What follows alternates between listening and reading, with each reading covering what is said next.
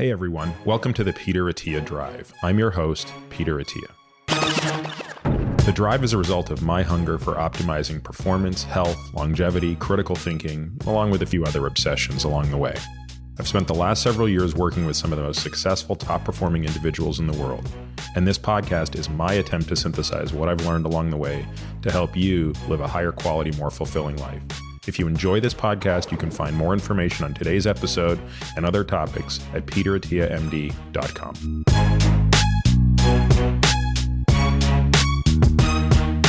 In this episode, I'll be speaking with my friend, Dr. Rob Lustig, who I suspect a good number of you will have already heard of and certainly have been familiar with through his pretty impressive presence on YouTube and his talk called Sugar, the Bitter Truth that went viral, I believe, in 2011. And that's about the time when I met Rob. Now, this podcast kind of grew out of a really interesting discussion that I think I get into in the podcast a little bit, but I think it was in 2016 when Rob and I were both invited to Hong Kong to speak at the Credit Suisse Asian Investment Conference. And we were on a panel together, and it just so happened that we were on the same flight back to San Francisco, which was not just a long flight, but more importantly, a flight where you weren't going to be sleeping much. And Rob and I ended up huddling together over a laptop, going over some really interesting data on NAFLD, which we'll get into in this podcast. And I remember thinking like that just kind of left an impression in my mind, which was, God, this is the kind of discussion I really enjoy having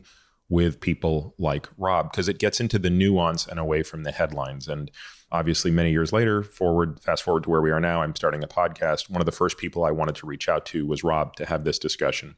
Rob has very recently stepped down from his clinical responsibilities as a pediatric endocrinologist at UCSF. However, he still has a very active presence in his research department. Rob holds a bachelor's degree from MIT. He got his MD from Cornell, and he also has a master's of studies in law from UC Hastings, something that he did probably about 4 years ago as he began to realize that only one half of the equation in educating people about sugar was going to come from the scientific standpoint. The other half was going to have to be policy related. In this episode, we talk about a lot of things, but among them, we talk about why Rob believes the food business has really pushed towards having more and more sugar in it and why these have led to the epidemics of addiction, depression, et cetera. He talks also about how you can combat that. And I think something that people miss in Rob's headlines is that he is not just talking about avoiding sugar. He's also talking about the importance of fiber. And we actually get into a very nice discussion about the differences between soluble and insoluble fiber and how it's actually not uncommon for people to load up too much through processed foods on the soluble fibers, but they're not getting the full benefit without having the insoluble, which is really stuff that's hard to get without looking towards real foods, particularly vegetables.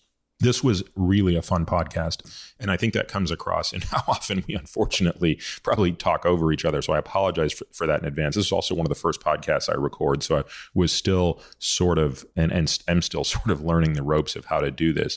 Unfortunately, Rob had to go to, I believe, to a deposition that morning, and so we had a really hard stop that didn't give us nearly as much time as I think we would have spent on this topic.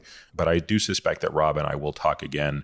We also get into some of the really, I think, kind of practical stuff around what is it like to be a parent when you're trying to balance the desire to, let your kids be kind of normal and deal with the convenience of not making every meal something that requires a day of planning. But how do you prevent them at the other end of that extreme from, sort of mainlining those nasty Capri Suns and Wheat Thins and things like that? So I think some practical advice there is helpful. We do go really deep on fructose, and there is some biochemistry in there. It does get a little nerdy. Rob can talk kind of fast, and he really knows his stuff on this topic. So he does not pull back from any of that terminology. We're going to do our best to link in the show notes to some of the definitions and some of the things in there that we get into that will give you a little bit of background. We also get into liver function testing, something that I think many people take for granted when they go to their doctor, but it becomes really important when you're trying to screen out people who might have NAFLD, non-alcoholic fatty liver disease, or NASH, its more progressed sibling. We talk about uric acid, we talk about metabolic syndrome, we just talk about a whole bunch of things, including we talk about heart rate variability near the end. And at the time, Rob asked me a question I didn't know the answer to. We have since learned the answer to that question because I was really intrigued by the discussion. And so for anybody who's interested in that little nuance on heart rate variability. We're going to link to that as well. You'll be able to find a lot more information about this, including information about Rob himself and what he's doing, and also just the stuff that we talk about at peteratiamd.com/podcast. So without further delay, here is my really interesting and intense discussion with Dr. Rob Lustig. All right, Rob. Well, thank you so much for making time today to have Peter, this discussion. It is my pleasure. My pleasure. We've known each other for, I think, about 6 or 7 years now. Yeah, about right. And what made me think about talking to you at this point in the podcast, which is to say very early on, is I was thinking back to 2 years ago when we went to Hong Kong together. Mm-hmm. And by sort of luck, we ended up on the same flight back to San Francisco. Right. And we were probably the two geekiest guys on the airplane because the laptop... We were the only ones not sleeping. Right. And then the laptop came out, and then it was all data, all flight. And it was awesome. And it's experiences like that have made me think like a podcast can be a fun way to reproduce some of those discussions that I often find myself having, and then thinking, God, I wish everybody could have heard that, because I learned a lot during that time. It's vice versa, by the way. And people wish they were flies on the wall.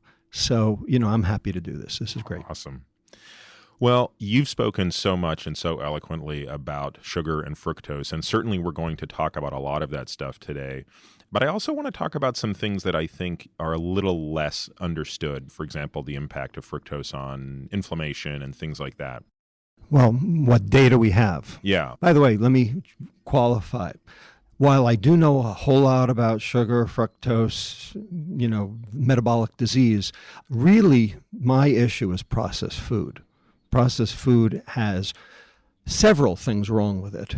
Sugar being one of them, but lack of fiber being another. Mm-hmm. And I think that is equally important. And I'm very willing to talk about that issue as well. Perfect. So let's start with a very brief set of the semantics that I think it's important for people to understand when they do confuse fructose and glucose. They're both carbohydrates. What's the difference? Well, they're both monosaccharides. Glucose is the energy of life. Every cell on the planet burns glucose for energy. Glucose is so important to functioning in all eukaryotic organisms. Single cell versus multi-cell, doesn't matter. It's so important that if you don't consume it, your body makes it. It can make it from amino acids. It can make it from fatty acids, called gluconeogenesis.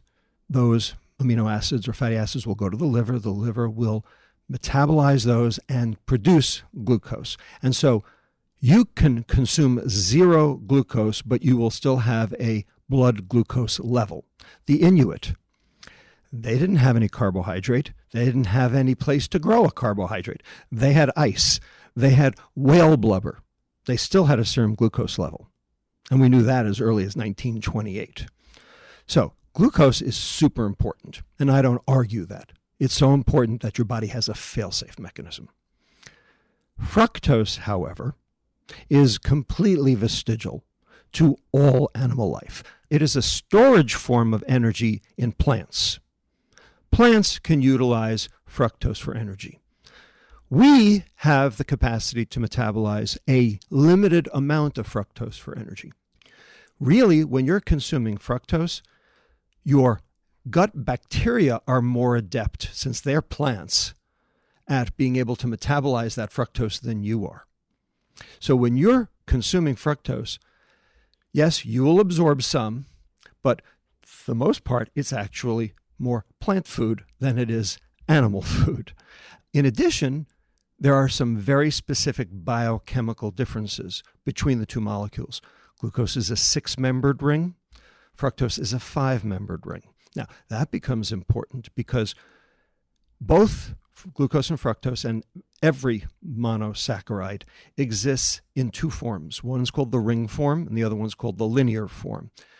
The linear form has the capacity to bind to proteins. It's called the Maillard reaction. It's what makes hemoglobin A1C in diabetics, also known as the Amadori rearrangement.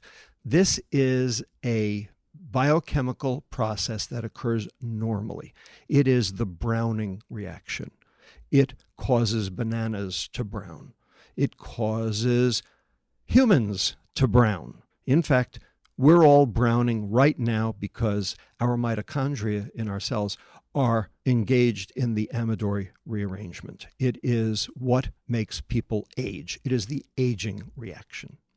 And I show a slide which shows newborn rib cartilage nice and white and 88-year-old rib cartilage nice and brown. Okay, we're all browning. So you can roast your meat in an oven for 375 degrees for an hour, or you can roast your meat at 98.6 degrees for 75 years. Ultimately, the answer is the same, you brown. Why do I bring this up? Because glucose causes that browning reaction at a relatively low rate. Fructose makes that reaction occur at 7 times faster rate. Now, this starts with this Schiff reaction, correct? So it forms a Schiff base. Okay. Right. So it starts with it, and it's non-enzymatic. It happens just in a test tube with no enzymes needed. You just put it in the sunlight, it will happen. What happens is that the aldehyde moiety of the glucose in the linear form will bind to an epsilon amino group of lysine, which is at position 1 in hemoglobin, and form a Schiff base, which then spontaneously decomposes to form a covalent linkage, which won't come off and basically will stay there until that hemoglobin molecule is recycled by the spleen. So this is why you can measure glucose levels through hemoglobin A1C, is because the higher the glucose level in the blood, the more this reaction occurs, and therefore the higher the hemoglobin A1C. Turns out fructose does it 7 times faster. And not only that, every time it happens, it's causing those proteins to become less flexible, so less functional. And every time it happens, it throws off a reactive oxygen species, an oxygen radical, a hydrogen peroxide, which then can do damage unless it's quenched by an antioxidant. So in the face of antioxidant deficiency, which is called processed food, it can actually cause inflammation and nonalcoholic steatohepatitis and many other problems related to the inflammatory response. So fructose does that 7 times faster than glucose. A third thing that is different is that when you put glucose in the stomach, your hunger hormone called ghrelin goes down. When you put fructose in the stomach, it doesn't change. So when you consume a lot of fructose, your brain doesn't know you've eaten. And so you end up consuming more. And lastly, glucose is metabolized in the brain. The areas that basically metabolize glucose and give you a functional MRI signal are areas that have to do with the sensory motor cortex for the most part and for the basal ganglia. Fructose specifically lights up the reward center and has now been shown to induce the same physiology in the brain that cocaine, heroin, nicotine, alcohol, any hedonic substance also generates. It is the reward signal. And in fact, we treat it as a reward signal. It's called dessert. So fructose and glucose are not the same. The food industry would have you believe a calorie is a calorie, a sugar is a sugar, you need sugar to live. Those are all food industry mantras. They're all out in the cybersphere and in the blogosphere. It is absolute garbage. They are quite different, and it does matter. I want to go back to just something very minor that you mentioned. I get asked this question all the time, and I've never had a compelling answer, but we use hemoglobin A1C as sort of a surrogate proxy for average glucose levels. Now, for reasons we won't get into today just for time, I'm not particularly convinced hemoglobin A1C in an absolute sense provides great insight. Oh, I agree. On a relative basis, it can be somewhat helpful, but at least directionally it's helpful. Within any given patient, a lowering of a hemoglobin A1C from point A to point B would be a good thing. I won't argue that. So the question becomes, do we have comparable biomarkers that can give us some indication of average exposure to fructose over a given period of time? Right. Awfully good question. So fructose also binds to hemoglobin, but it does not bind at position 1. Therefore, you don't measure it in hemoglobin A1C. So it binds at positions 66 and 110. Now, the hemoglobin A1C assay is not set up to look at 66 and 110. This requires a major research lab. It requires tandem mass spec. It's a huge undertaking. It's only done as a research tool, and the only lab I know that does it is in Japan. So that's not a rational thing to expect right now. People are looking for long-term biomarkers of fructose consumption. And there have been several papers that have come out that are pointing to individual options, but none have been put into clinical practice. None have been shown to really validate consumption in a meaningful way. So at this point in time, we don't have that for consumption. What we do have are some indirect measures of fructose, shall we say, biotoxicity. Yeah, like uric acid or ALT would be two examples. Exactly. Those are the ones I was going to bring up. Exactly. Uric acid and ALT. So we know that the more sugar you consume, the higher your serum uric acid goes and the more risk you have for gout. Benjamin Franklin knew that and wrote about it. The reason that happens is because since fructose can only be metabolized in the liver because the liver has the GLUT5 transporter, every time a fructose molecule enters a liver cell, it has to be phosphorylated. So it goes from fructose to fructose 1-phosphate, and the enzyme that does that is called fructokinase. Well, the phosphate has to be donated, and ATP is the donor. So ATP becomes ADP. Adenosine triphosphate becomes adenosine diphosphate. Now, there is a scavenger enzyme in the liver called adenosine deaminase 1.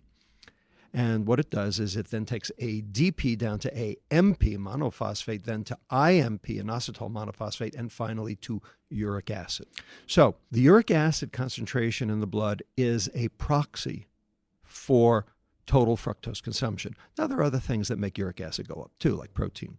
But all things being equal, they do correlate with each other. And we've shown that serum uric acid in children and adolescents correlate with sugar beverage consumption, for instance.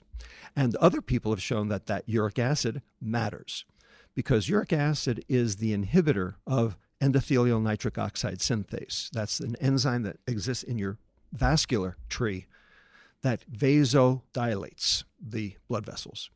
And that keeps your blood pressure down. And we have shown that every increase by 10% in fructose consumption increases your blood pressure by 2 millimeters of mercury consistently. And that increases your risk of stroke by 10%.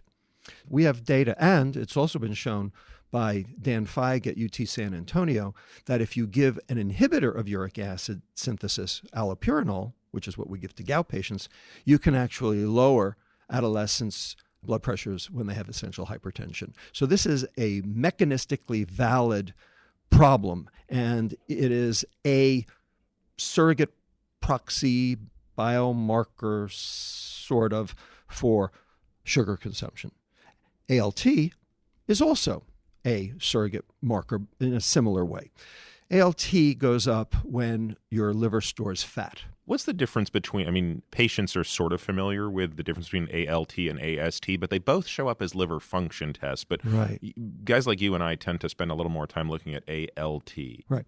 So AST, which is aspartate aminotransferase, is a biomarker for mitochondrial function.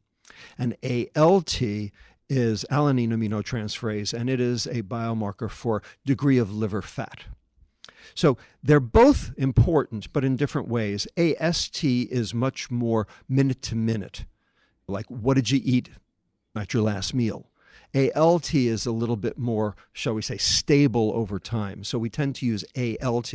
However, we've shown that when you cut sugar back, AST changes, suggesting mitochondria are actually getting better. And the ranges on these things keep drifting upward for what people deem acceptable.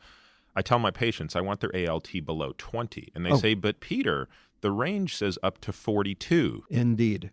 This is huge, and I'm glad you brought it up.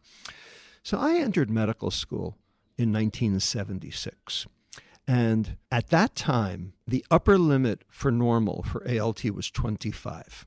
Now, when we talk about upper limits for normal, where do those calculations come from? Basically, you take a bunch of, quote, normal people, and you figure out the mean, and you look at 2 standard deviations around the mean, and that's how you decide what is normal. So in 1976, 25 was 2 standard deviations above the mean. Today, 40 years later, 40 is 2 standard deviations above the mean. Did something happen to the assay? No, something happened to us, because now everyone has fatty liver disease. In fact, the Dallas Heart Study showed that 40% of normal people have hepatic steatosis, liver fat. Well, that makes your ALT go up. So what I say is 25 was the upper limit of normal. 25 should still be the upper limit of normal, despite what it says on the lab slip, because that's just looking at 2 standard deviations above the mean. So we use that very specifically in clinic to show parents and kids what is happening to them and why sugar is the bad guy. Because when we get them off sugar, the ALT drops within a month. Yeah, and going back to the uric acid thing, I was very influenced by the work of Rick Johnson, and Rick has been always incredibly generous with his time and insights. And, Indeed. You know, one of the Great things guy. I started doing probably about 3 years ago was just basically saying it's non-negotiable. All my patients need a uric acid below 5, even though the assay says we will consider normal up to 7.0. Exactly. Same issue. So in clinic, we basically said 5.5 is sort of the break point. So we're pretty close. Yeah. ALT at 25, uric acid of 5.5. You know, we can argue about we're within an order of magnitude of each other. And the point is the same. And I think it's interesting because when we think about cardiovascular disease, one of the things that the endothelial story gets overlooked a little bit. The inflammation story is now getting its day based on these 2 very recent trials. Well, one recent trial and one that was halted likely because of a significant improvement in the outcome of using methotrexate. But when you look at the impact of uric acid on nitric oxide synthase, when you look at the impact of homocysteine on asymmetric dimethylarginine, which also then in turn inhibits nitric oxide synthase, these things start to make a bit more sense, which is we always kind of knew having high uric acid was bad, and we always kind of knew having high homocysteine was bad. But now we're seeing these mechanistic reasons why all of a sudden, oh, wow, like that's a bad thing to have, you know, vasoconstriction in your coronary arteries. I couldn't agree more. The fact of the matter is we didn't have the empiric data. We always had the plausibility argument, but we didn't know how important it was. Now we have the empiric data and we have interventional data to say that this phenomenon is quite important, and it's not its own phenomenon. It is another manifestation of this global phenomenon we call metabolic syndrome. And when you look at it that way and say, well, if it's doing this, what else is it doing? All of a sudden, things start piecing together. You know, it's like the puzzle, you know, and you sort of needed the piece in the middle to fit all the other things together to be able to tell what's really going on. And uric acid is part of that puzzle. Now, Rob, is there any situation under which fructose consumed in its natural state, which is to say with water, with fiber, i.e. in fruit, poses an advantage over glucose? Because clearly glucose has many advantages in terms of how metabolically flexible, like, you know, every organ can basically consume it. You don't have a lot of these other negative reactions. Is there something that fructose does better than glucose? Yes, one thing. So if your liver is glycogen depleted, for instance, if you're a football player, 3 hours on the gridiron, and you have depleted your glycogen stores from your liver, and you consume a, say, energy drink or sports drink, you will replete your glycogen faster. It will do that. I won't argue that. The reason being... But this, to be clear, is only liver glycogen, not muscle glycogen. Absolutely. And muscle glycogen is a much bigger store. Absolutely. You will replete your liver glycogen faster. There is a back door where you can turn fructose back into glucose, which can then restore your liver glycogen. Now, the sports drink industry makes a huge deal about this. I think this is truly a tempest in a teapot. I think this is really irrelevant. And the reason is because after you've spent 3 hours on the gridiron, you're not going to spend another 3 hours on the gridiron. Okay? And you will, by tomorrow, have repleted those glycogen stores anyway, just from eating real food. So the idea that somehow you have to replete your glycogen rapidly, just to me does not hold water. Yeah, it's fine to expend your glycogen stores in your liver, and real food will get you back to the same place by tomorrow. It also doesn't even make sense physiologically because the limit to performance is not liver glycogen, it's muscle glycogen. Well, I'm not even sure that's true. Well, that's right. When you hit people with glucagon who claim that they've sort of bonked and hit the wall and there is no more glucose left, you'll still see a transient glucose spike. Absolutely. Plus, we have all these people who are now on high-fat diets, ketogenic diets. And how about the Ethiopians? They're not eating carbohydrate. The fact is, you actually have better sports performance using fatty acids and ketones than you do with carbohydrate. And the reason is insulin. So I don't buy that for a minute as being important. Yes, it is true you will replete your liver glycogen faster. And that's true, and unrelated. It's like, so what? Yeah. You very recently retired.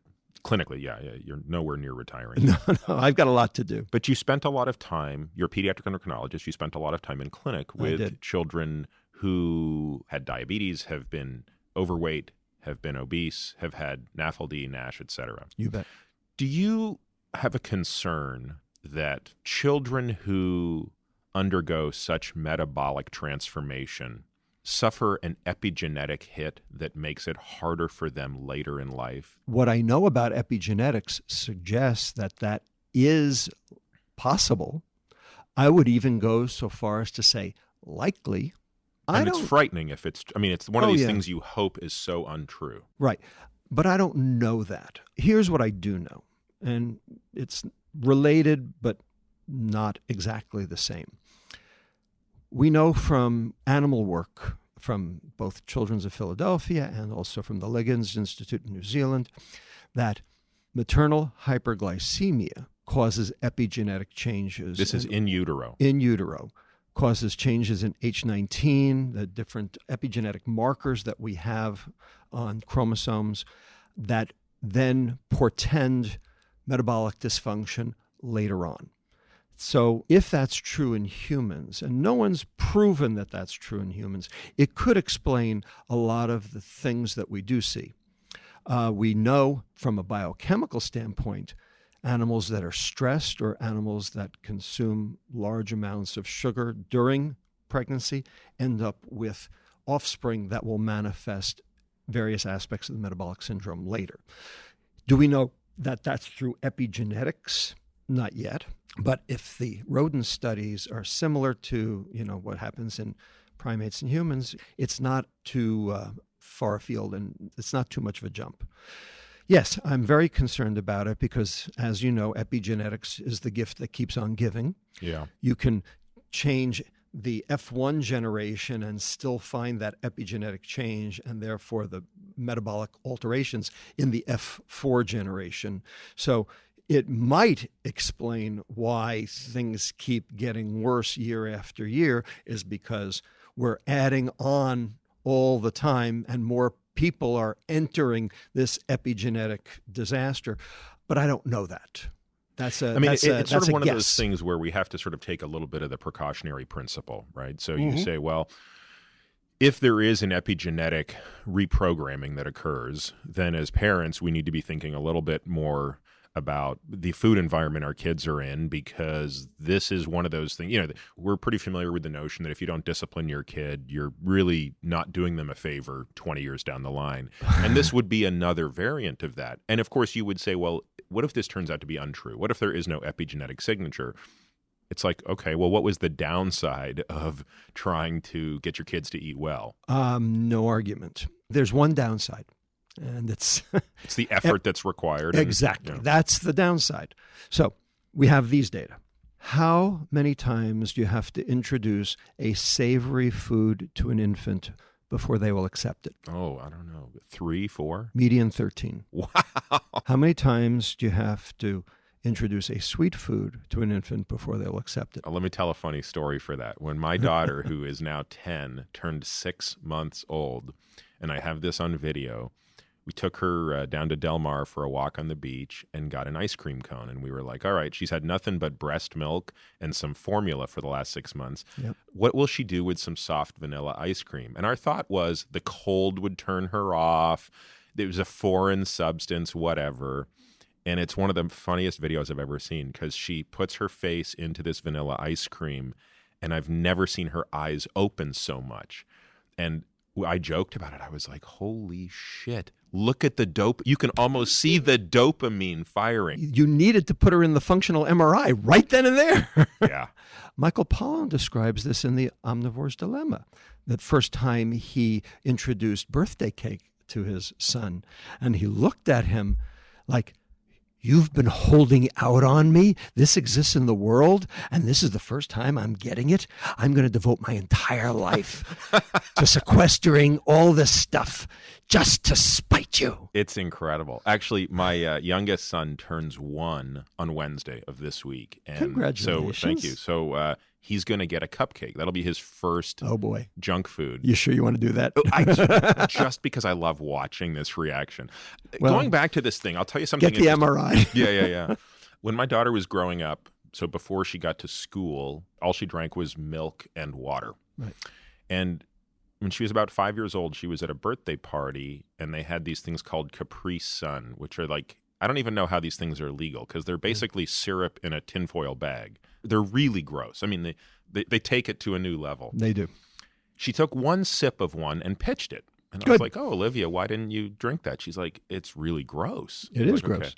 Well, fast forward 5 years later, she drinks that stuff anytime she's at a kid's house. Right. Like, even something that seemed so physiologically nauseating at one point in time, she's acclimated to. Right.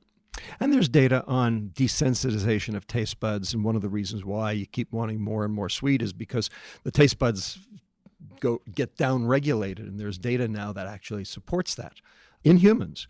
So there's this desensitization issue. There's also the desensitization of dopamine receptors because dopamine receptors go down in response to constant bombardment by dopamine. Now, wait, it's the phenomenon of tolerance. This would be is this a controversial point? Because this is the sine qua non of what makes cocaine so dangerous. I mean, I have a number of patients who recreationally use cocaine, and I don't want to be like the alarmist who just says, don't do drugs because drugs are bad. I want to make the point that says, look, not all drugs are necessarily bad, but cocaine has 2 problems, at least as far as I can see. The first is you have a nonlinear asymmetric risk of something really bad happening as far as cardiac dysrhythmia. So why would you take that risk? But the second issue is this downregulation of dopamine receptors that develops this tolerance and therefore makes it actually harder for you to experience joy subsequently. Indeed.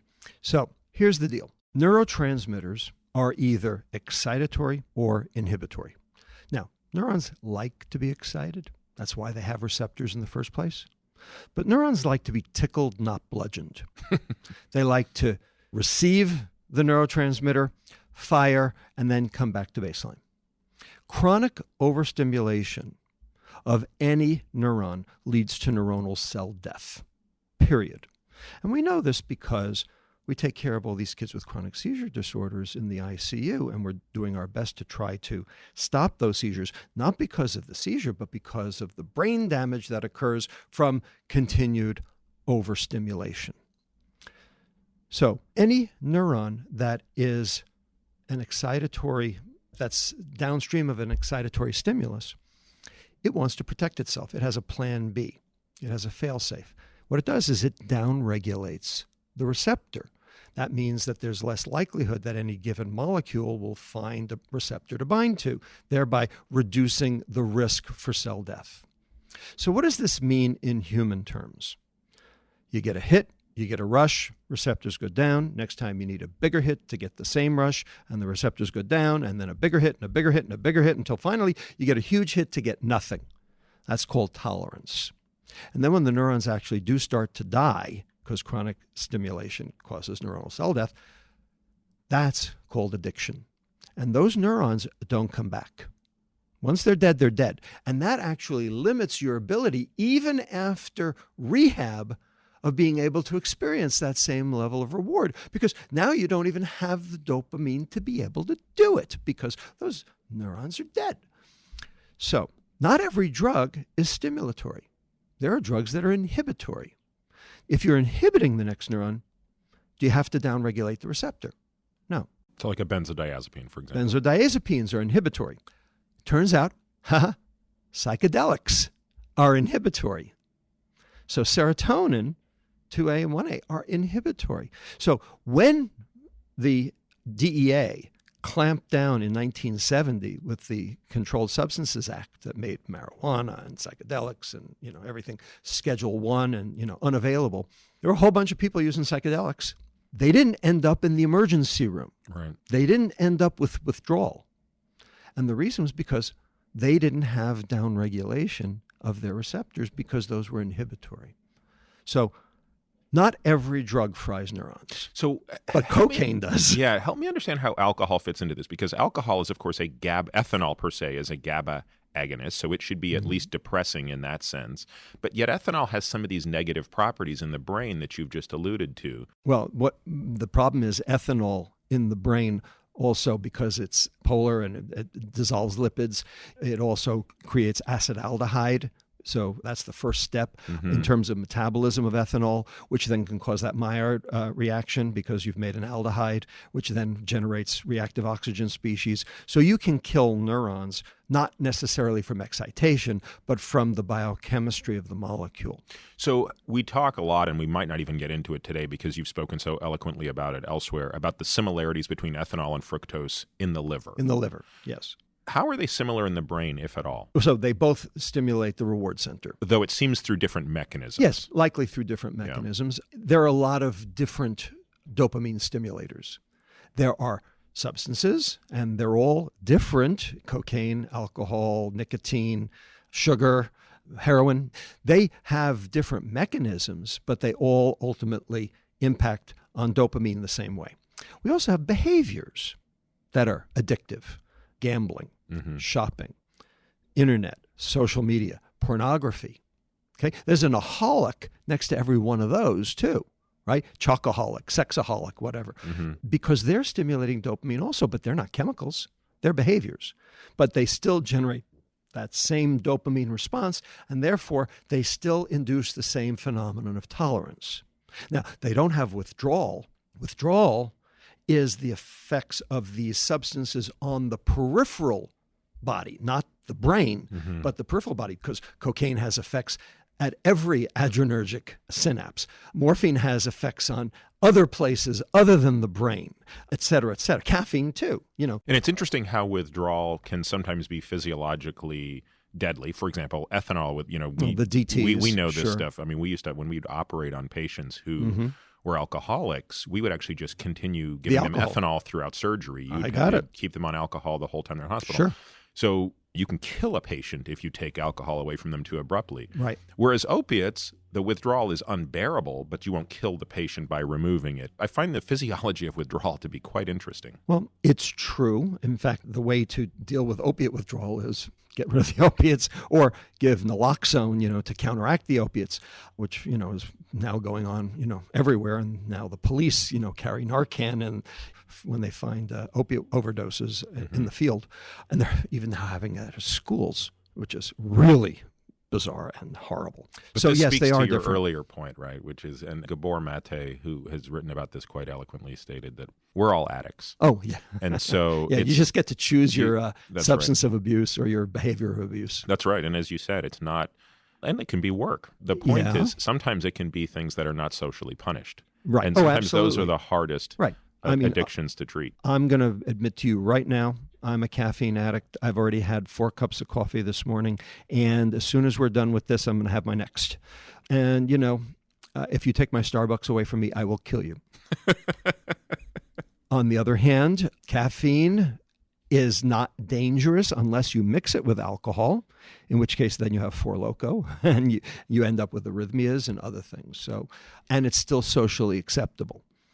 Nicotine is now not socially acceptable, but it took a long time. It took an entire generation of teaching kids why cigarettes were bad before it became not socially acceptable. So we have a long way to go with sugar because it's still socially acceptable. I want to get into some more geeky biochemistry stuff, but I also know that there's probably at least one person listening to this who's a parent who's thinking, oh man, do I have to simmer down how much sugar my kids are eating? So when you saw kids in the clinic, obviously you're seeing their parents. That's one of the advantages of pediatrics. It's also one of the disadvantages. That's right. You have two patients. And I don't get paid for both. But the beauty of it is you have a patient who you need to take care of, which is this child. But then you also have another caregiver who, for the most part, wants what's best for that child. Mostly. And how would you counsel a parent who would say, look, Dr. Lustig, there's no way my kid's going to have no sugar in their life. Can you give me a way to create a sustainable environment and set of rules that's going to prevent my kid from having the metabolic derangement that hoses them for the rest of their life, but allows them to still be a kid? Yes. So that's what we did in clinic every single day. Here's the problem. It's not the added sugar you know. It's the added sugar you don't know. It's almost, there's like a Rumsfeld tone to that, right? Well, yeah. I mean, there's the known knowns and then there's the unknown knowns. And the fact is, when you look at the amount of sugar that is in sodas, it's bad. When you look at the amount of sugar that's in candy, cake, ice cream, it's about half as much. That adds up to 50% of the added sugar consumed by children. And what is that number, by the way, in grams per day, approximately? Oh, it runs the gamut, but the median is 18 teaspoons. So that's about 90 grams of sugar per day. Yeah, and it used to be 120. It's actually come down because of the obesity epidemic. 90 to 94 grams of added sugar per day. Half of the sugar is in foods you didn't know had it. Bread, pasta sauce. Pretzels. Why do pretzels have sugar in them? Okay. Bread, right. Why do they put sugar in bread? Any idea?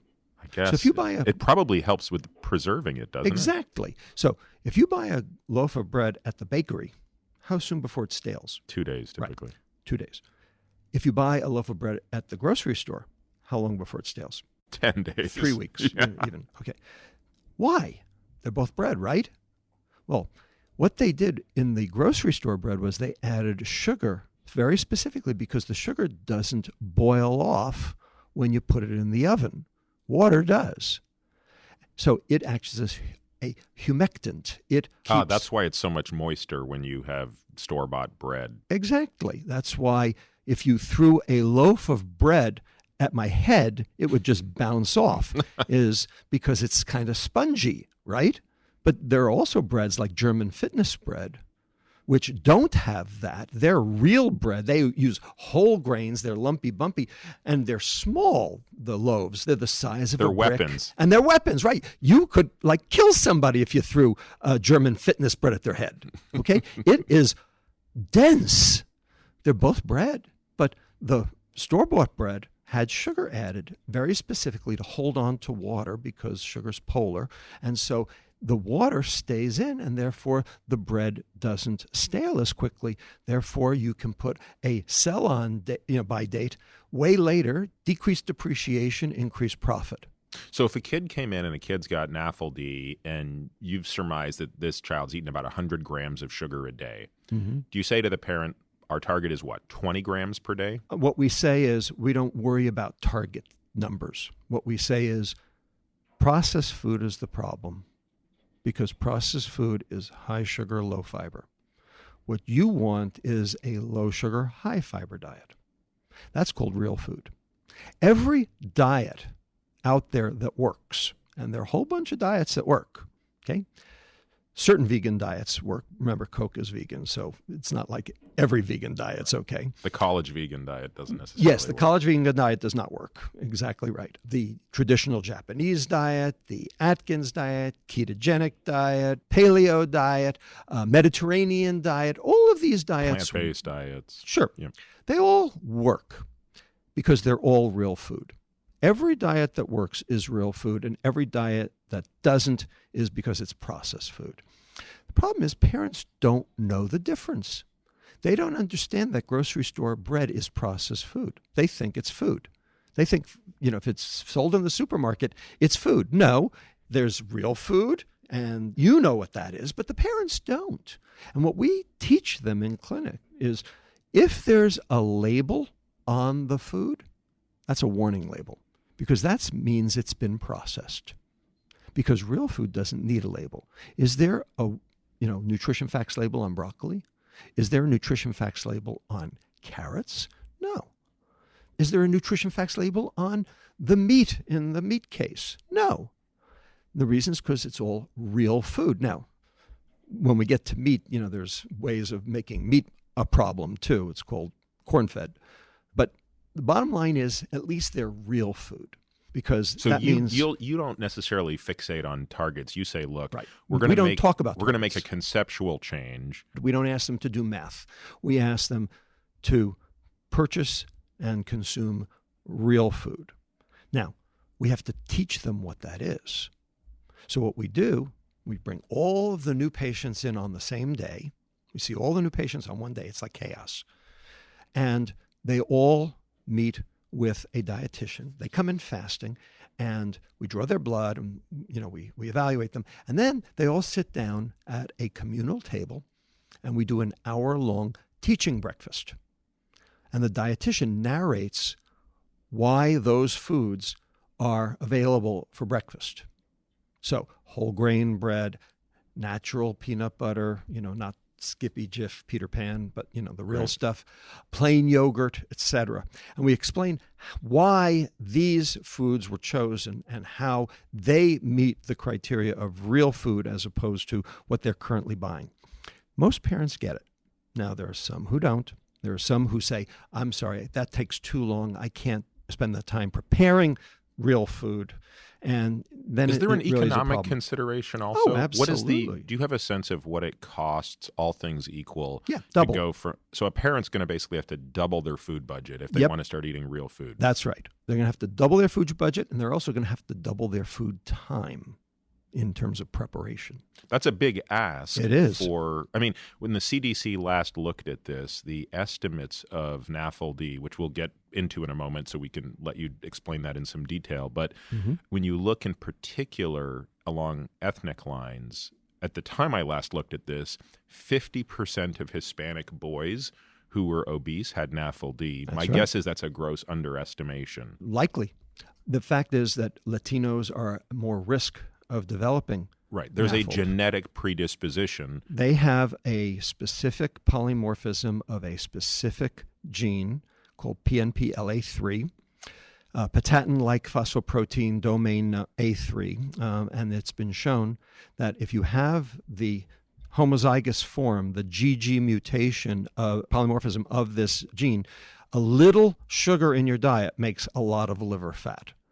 And 19% of Latinos have it. So this is particularly worrisome for the Latino population. And yes, they have fatty liver like nobody else. So there are people at more risk. And so it becomes even more important to get the sugar out of their diet. And we explain all of this to them. We explain why this is. And we show them the lab data. We show them the acanthosis nigricans on the back of the kid's neck to explain how the environment changes the biochemistry. We also then explain how the biochemistry changes the behavior. We know from our study where we actually substituted starch for sugar that kids actually couldn't even eat as much food as we had to supply. They all of a sudden got satiety back. Let's talk for a moment about that. This is the isocaloric substitution of fructose glucose for fructose. That's right. So let's take a step back and explain what NAFLD is. Let me start with one anecdote before we get, which you'll appreciate. When I was in my residency, so we're talking about 18, 20 years ago, one of the questions if you're a young surgical resident, you're always asking the patient during pre-op is how much alcohol do you consume? And the reason is, going back to the DT thing, we don't want to ever get into a situation where 2 days post-op a patient's having DTs. Right. So I remember on at least 3 occasions, but probably more, where a patient claimed they did not consume alcohol, or that they consumed like a beer twice a week. And then we'd get in there to do the case and they'd have fatty liver. And we would look at each other and go, God damn it, this guy lied to me. I can't believe this. I wasn't there to judge him. I just needed to know he clearly is drinking like his life depends on it, and he was in denial. Well, it never registered to me what was going on until 10 years later when I learned about NAFLD. And I said, wait a minute, those patients weren't lying to me.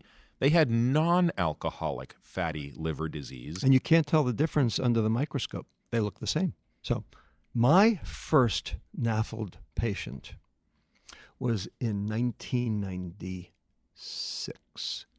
I had just moved to Memphis, Tennessee, and I had a patient who had ALTs in the 300s, and the liver was enormous, and they were just sure this, and it was a kid, so it wasn't an alcohol thing, but they were sure this kid had hepatitis or something else. And it turned out, they went and did a liver biopsy, and it was, fatty liver disease. And I said, what the hell is this? And soon all my patients had it. Same thing with type 2 diabetes. I saw my first pediatric type 2 diabetic back in 1992. And now 1/3 of all new diabetes diagnoses in kids is type 2. What's going on? We were at the beginning. Both of us were seeing this at the beginning of this epidemic, and now everyone's got it.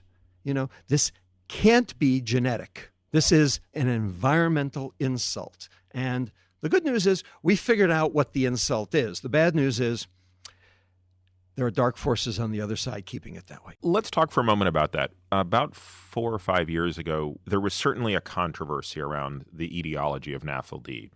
There were camps that said, look, it's got to be the fructose for reasons that you'll articulate. There were other camps that said, actually, it's fatty acids. It's kids that are consuming too much fat. Others said, actually, it's just a proxy for obesity. In other words, quote unquote, caloric excess leads to adiposity, which leads to NAFLD. I'd like to hear your thoughts on, in the most unbiased way we could, how do you make the case that it's fructose that is disproportionately driving this versus some of these other factors? It's very easy to imagine how you get liver fat. There's production, and then there's clearance, okay? And the amount of liver fat is the equilibrium between those two phenomena. There are two methods for production. One is through diet, so dietary fat can contribute to hepatic fat, but there's also de novo lipogenesis, which is new fat making. It's the process of turning sugar into fat. Now, that had been discounted for years because of one study. This is Hellerstein's study that basically looked at... Right, the Parks Hellerstein study from Journal of Clinical Investigation, 1998, where they said, this is a minor pathway. The fractional DNL was only 3%. Well, the reason it was only 3% was because, number one, these were healthy people. Number two, they were fasting, which means they were glycogen depleted. Mm-hmm. And so the fructose went into repleting the glycogen like we talked about. And there were also people who hadn't been large fructose consumers in advance. And we now know that fructose absorption at the level of the gut is inducible. We learn this every Halloween because the kid eats a lot of sugar and then ends up having diarrhea like crazy because basically they've got malabsorption because their enzyme hadn't been induced yet. But if you continue to supply it, the process increases. And we now know the reason for that is a protein in the intestinal epithelial cell called thioredoxin inhibitory protein, or TXNIP. This is work from Richard Lee at Harvard. There were a whole bunch of reasons why people thought that de novo lipogenesis was a minor pathway. It's not a minor pathway. It is a major pathway. And Donnelly showed in 2005 that de novo lipogenesis was worth about 25% of the fat in the liver. Wow. And then, you're going to get to this, but how much of that is getting exported in VLDL? That's the clearance side. There are two ways to clear. There's oxidation, fatty acid oxidation. This is why diseases that cause mitochondrial dysfunction like Reye's syndrome end up with fatty liver. And then there's export. And the export can be through VLDL or it can be through phosphatidylcholine, but it's basically export out of the liver. So there's oxidation is clearance and export is clearance. So you have two ways coming in. Two inputs, two outputs. Two inputs, two outputs. And so the question is, what's changed? And the answer is our dietary fat's gone down. So that ain't it. But our de novo lipogenesis has gone up. And when you look at the exports, we now have fatty liver, which actually makes things worse because it causes inflammation, which ends up making mitochondria less functional, which causes less fatty acid oxidation, and we have data on that. And we have high triglycerides in patients who consume fructose. So if that pathway out is going up, then you know that if you've got fatty liver, it's because more's coming in. Bottom line, so in the other words, DNL you're saying is the driver. So we could say because triglycerides typically go up with NAFLD, Yep. that says it's not a problem of exporting. It's not ineffective exporting. Patients who have A-beta lipoproteinemia, they can't export. They Right. can't make the VLDL. You know how many patients that is? Okay, that's like 1 in 10,000. We have a 40% NAFLD rate in this country. It ain't 1 in 10,000. It's not because of the fatty acid oxidation defects. It's not because of the export problem. It's not because of the increased saturated fat. It's because of the de novo lipogenesis. By process of exclusion, that's the only pathway that's gone up. Do you believe that insulin resistance is the result of NAFLD, or is NAFLD the result of insulin resistance? Yes.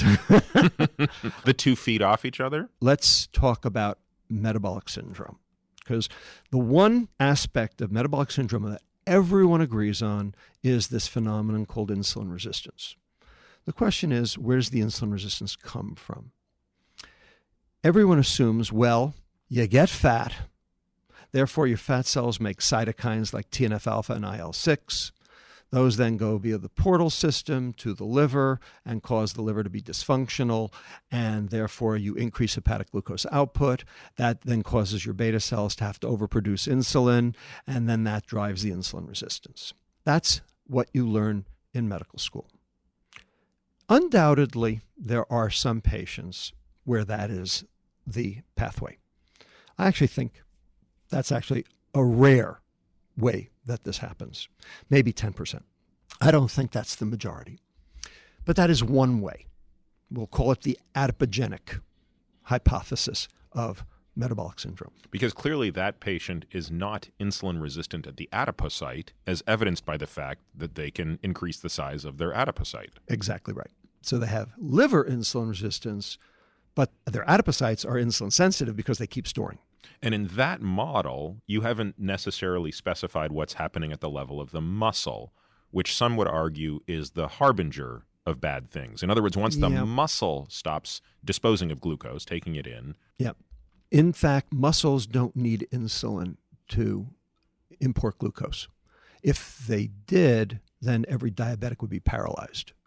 The reason insulin works at the muscle is for import of amino acids. So for muscle growth, but not for muscle metabolism. So the transporter on muscle is which GLUT? GLUT 2? It is GLUT. Or 4? It's not 4. That's in adipocytes. GLUT 2 is in liver. I'm pretty sure it's 3. 1 is in the brain. I'm pretty sure it's 3. I got to look at that again, but I'm just trying to remember. But it's not GLUT 4. Mm-hmm. So that's one pathway of metabolic syndrome, starting at the fat cell. Mm-hmm. But I think that's rare. There's a second metabolic syndrome. We see it in clinical depression. Now, clinical depression causes weight loss. So you'd think that that would actually obviate metabolic syndrome. But in fact, clinical depression increases metabolic syndrome. It decreases obesity, but it increases metabolic syndrome. And when you do CT scans or MRIs across the abdomen of people with clinical depression, they have increased visceral fat. Now, why do they have increased visceral fat? Cortisol drives visceral fat accumulation. We know that from the Cushing syndrome patients. Okay? Glucocorticoids drive that. So the question is, why are stressed people accumulating visceral fat, irrespective of their sub-Q fat? And the answer is because the sympathetic nervous system, normally, which is lipolytic, at least acutely, becomes lipogenic chronically. And the reason is because of the cofactor that's released with the norepinephrine called neuropeptide Y. Neuropeptide Y actually changes what would be a lipolytic stimulus to a lipogenic stimulus. So chronic overstimulation of the sympathetic nervous system leads to visceral fat accumulation. And of course, chronic stress increases cortisol. The two together increase visceral fat. Well, that visceral fat will make the cytokines. This is independent. You're saying independent of subcutaneous fat. But also the cortisol and the sympathetic piece, the norepi piece, you're saying are both basically conspiring to be both pro-lipogenic. Yes, exactly. It's funny. I knew about obviously the cortisol connection, didn't realize the norepi connection. So acutely, norepi will cause lipolysis through the beta-3 adrenergic receptor at the level of the adipocyte, but it causes lipogenesis when neuropeptide Y is available. Can neuropeptide Y be measured, or is it too short-lived? Too short-lived. Can you measure urinary metabolites of it? Not to my knowledge. You know, I wear a continuous glucose monitor, and everybody says to me, you know, why the hell do you wear that thing? You're not diabetic. But I will tell you, the insights I glean from this are remarkable. And now that I wear this thing called Oura Ring, so this thing's measuring heart rate variability. So every morning when I wake up, to me, the most interesting thing I can look at is what was my glucose over the last 8 hours? And what was my heart rate and heart rate variability. Okay. And the interesting correlation I've noticed, which now maybe you've provided an explanation for, is when heart rate variability is lowest, we know that we are under... Which heart rate variability? Low frequency or high frequency? It matters. I'm looking at the RMSSD of the total signal. Okay. So the way that it's quantified here is, I don't know that it's specifying. It matters. Interesting. Well, let me tell you what I've noticed. Because high frequency heart variability is vagal. And low frequency is a bunch of things thrown on top of each other: baroreceptor, respiratory rate, and sympathetic. So it's the low to high ratio that gives you the sympathovagal balance, because you cancel out the other things. So taking your HRV and binning them into low and high frequency matters. If the do you know what the frequency cutoff is? 0.3. Okay, I'll look into this. This is interesting. 0.3.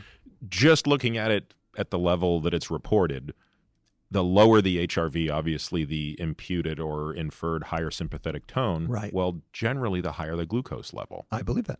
And I've always assumed it was just cortisol coming along for the ride. I never actually thought cortisol of it. does go up 5, 6, 7, 8 a.m. It's the diurnal variation. So maybe that's adding to it. My peak glucose was at 2 a.m. yesterday. My peak for 24 hours was at 2 a.m. Now I was sleeping in a hotel, having a shitty sleep.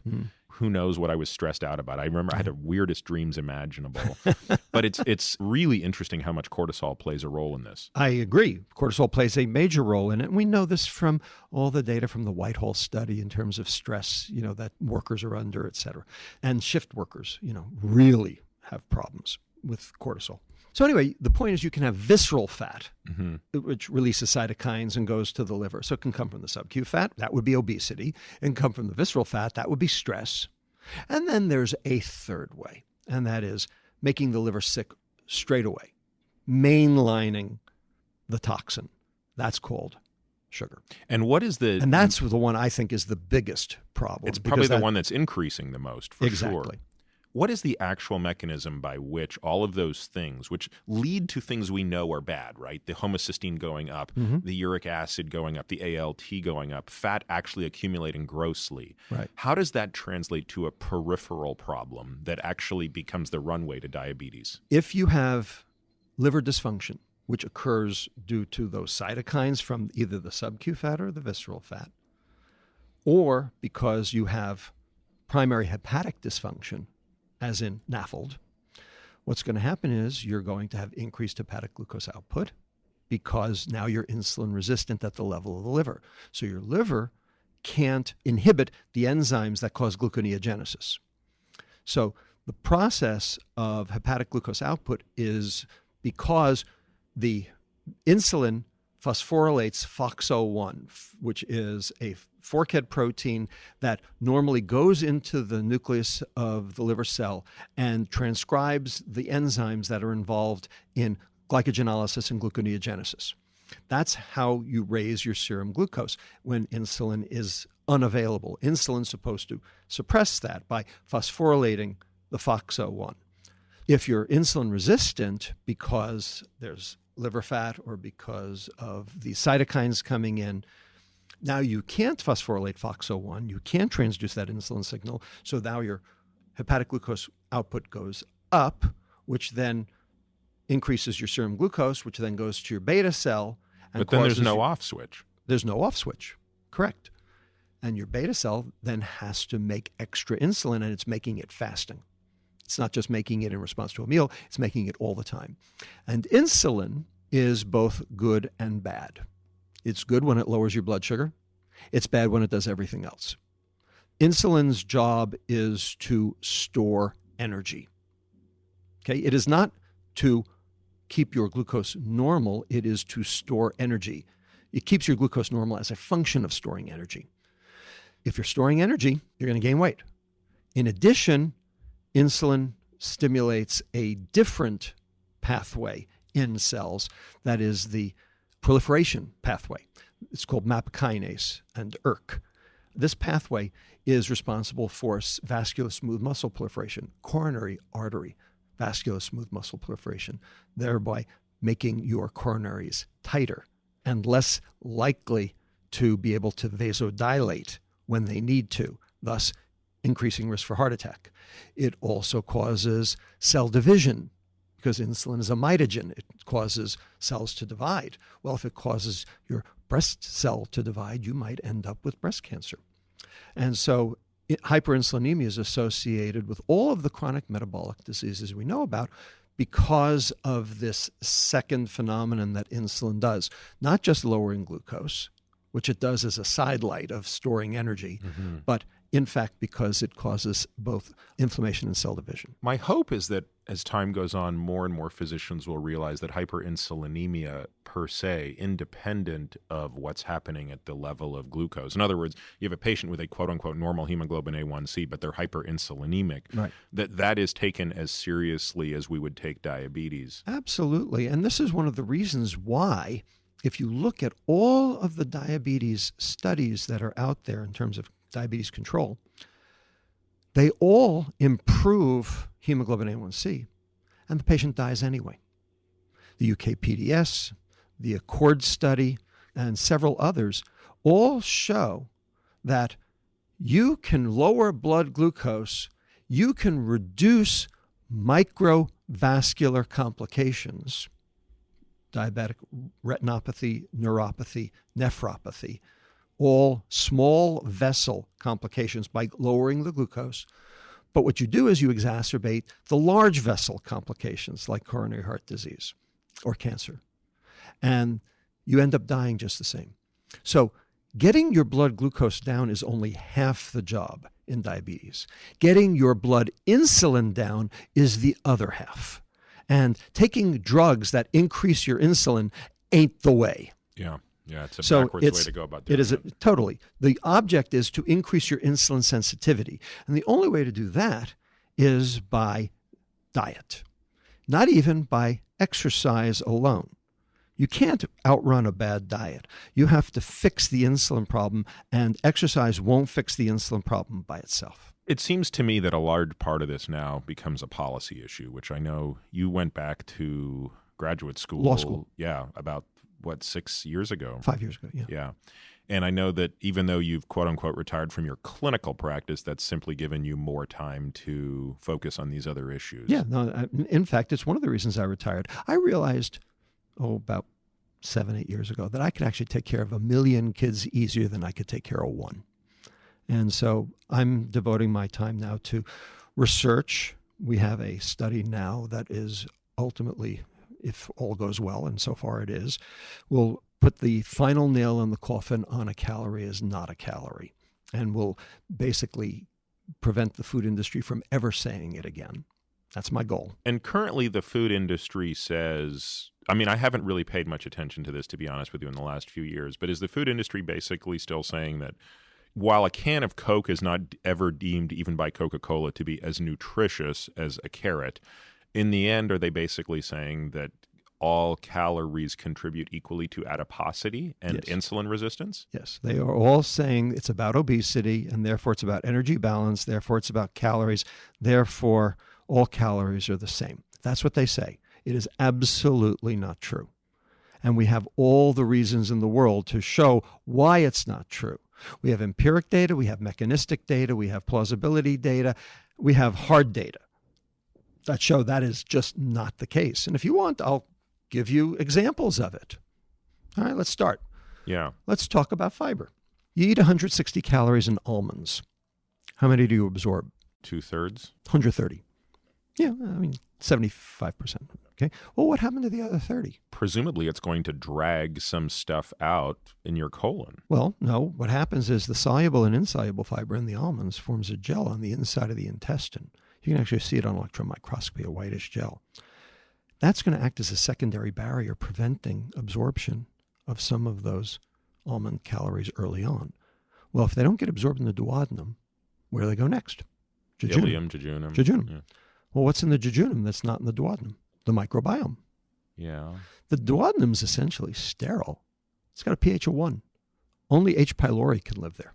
You have to get the bicarbonate Wait, you're saying infusion. that lining is formed in the duodenum? Duodenum, yeah.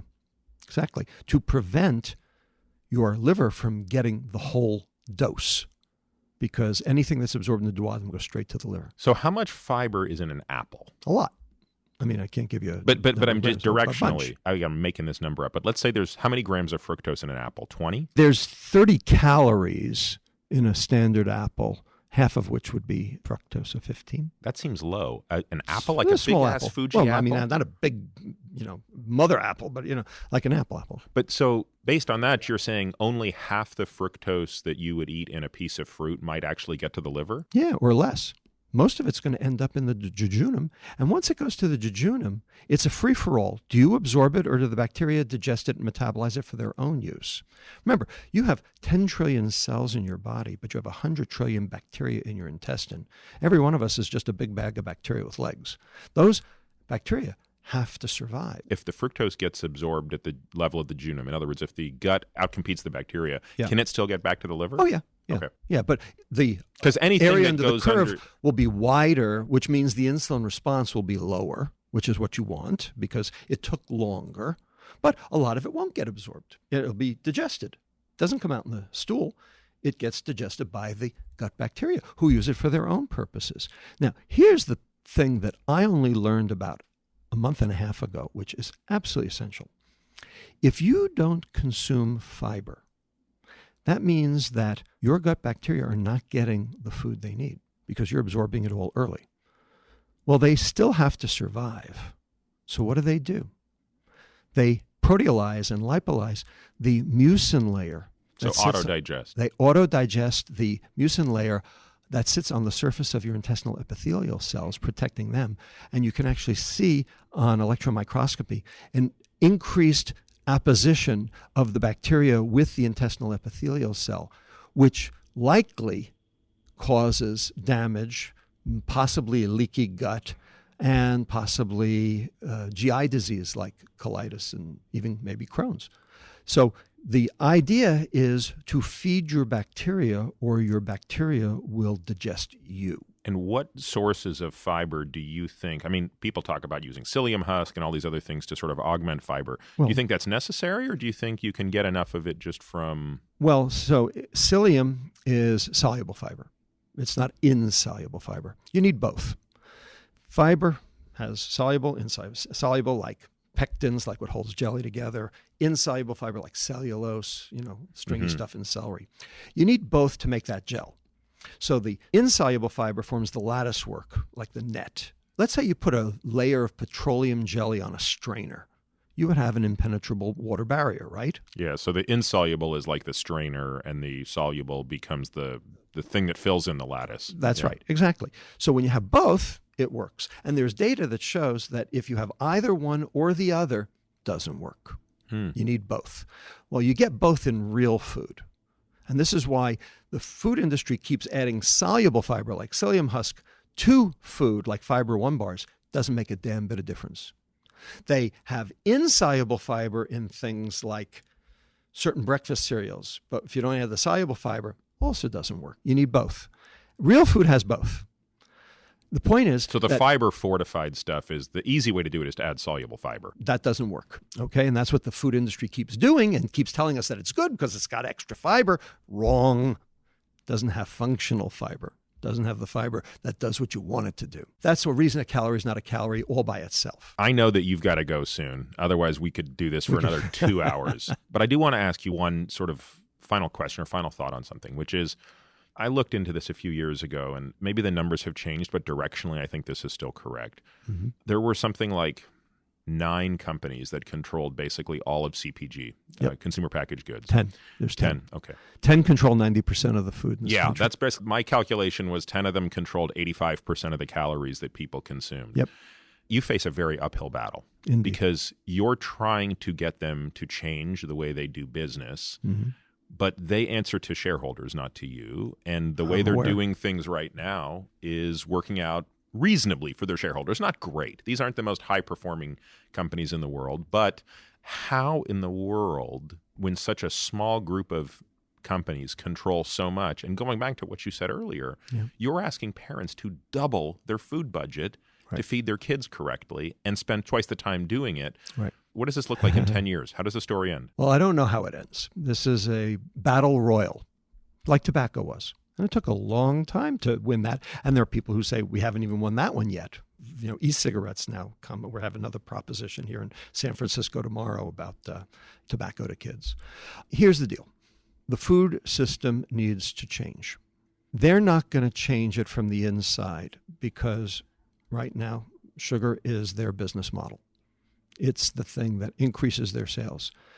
When high fructose corn syrup and the dietary guidelines of 1977 were first available, the profit margin of the food industry went from 1% per year to 5% per year. This is their juggernaut. This is their gravy train. They add more sugar, they sell more food, and they know it. And that's why there's sugar in all the food, because when they add it, you buy more, for all the reasons we've discussed. They have to change the food, which means they have to change the business model. So how do you change the business model? Well, there are 4 potential ways to change the business model. One is educate the public so that they don't want that food, in which case then they won't sell it.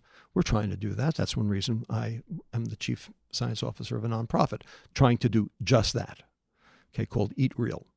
And REAL is an acronym, Responsible Epicurean and Agricultural Leadership. We are trying to change the food system by praising the good and hoping that that will induce competition amongst restaurants, cafeterias, hospitals, schools to procure, market, and sell real food.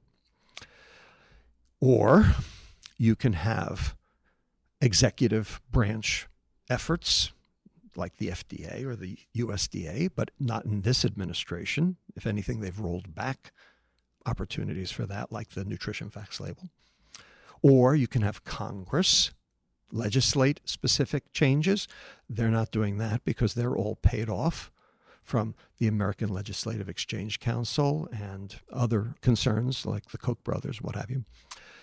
Or you can have judicial impact. And so there are lawsuits against the food industry going on as we speak in an attempt to try to, shall we say, regulate from the bench, which no one thinks is optimal, but seems to be the only thing that's available at the moment, aside from education.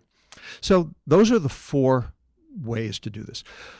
My goal would be to get rid of food subsidies. Are the food subsidies what enable the junk food to be basically half the price of real food? Or is it that the real food is twice as much to make, not independent of the subsidy? It's about the subsidy making junk food cheap.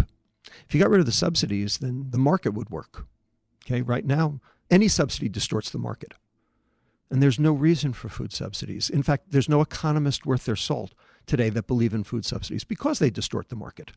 So the question is, would food get more expensive if we got rid of all food subsidies? The Giannini Foundation at UC Berkeley engaged in this exercise several years ago, and they computed what would happen to the price of food. And it turned out that the price of food wouldn't change except for 2 items.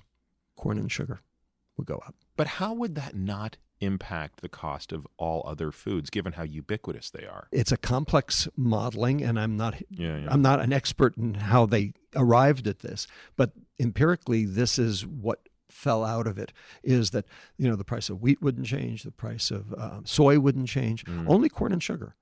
And that is where the dietary sugar in our food comes from. So I think that that would be a really smart way to start.